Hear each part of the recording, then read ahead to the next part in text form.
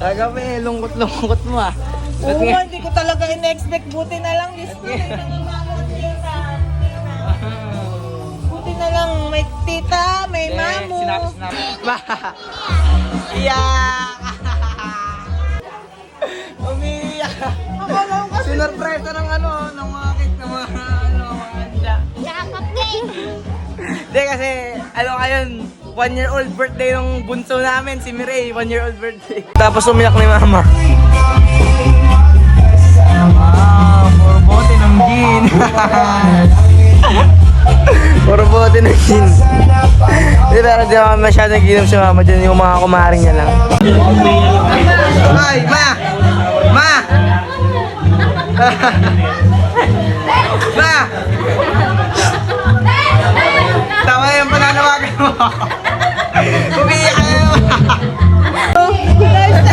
Sige! Ilabas mo! Iyak na naman, kanina umiyak na nga eh. Malalaman mo talaga kita. Naman tunay. Sabi ka mo sa Lolo Bobby. Sabi ko nga, di ba? Hindi yan.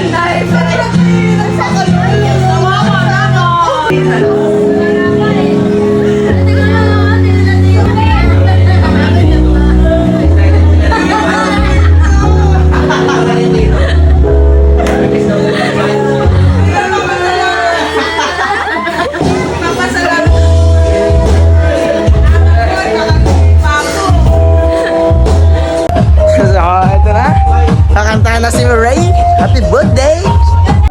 Minsan sa buhay hindi lang puro sarap ang nararamdaman natin. Minsan nahihirapan tayo. Minsan may mga pinagdadaanan tayo na parang gusto na natin bumitaw.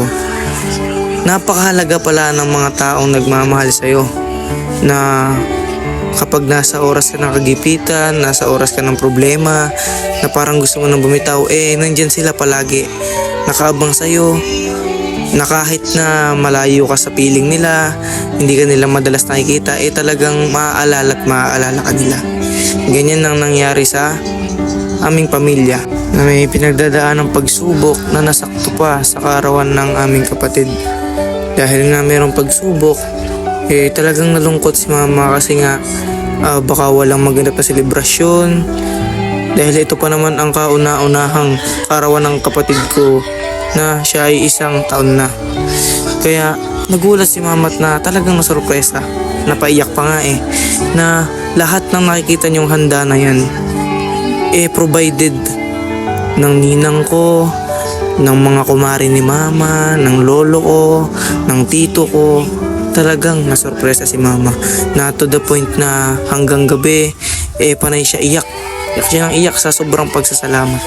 Kaya napakahalaga ng mga taong nagmamahal sa'yo. Kaya kung gaano ka nila minamahal, mahalin mo rin sila kung gaano ka nila minamahal.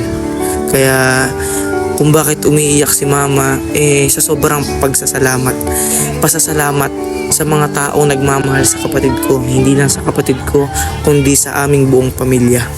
Kaya sobrang pasasalamat ko sa mga nagmamahal sa kapatid ko, kila ninang, sa mga kumaring ni Mama, sa tito ko, sa lolo ko, sa lahat-lahat. Dahil kahit na nasa problema din sila, nasa pagsubok din sila, naisip nilang bigyan ng selebrasyon ang kaarawan ng kapatid ko, na talagang nagpapasalamat kami na hindi biro yung ginawa nila. Kasi sa sobrang mahal ng bilihin ngayon, talagang handa silang mag-share para mabili yung mga binili nila na yan, yung mga handa na yan, yung mga regalo na binigay nila sa kapatid ko.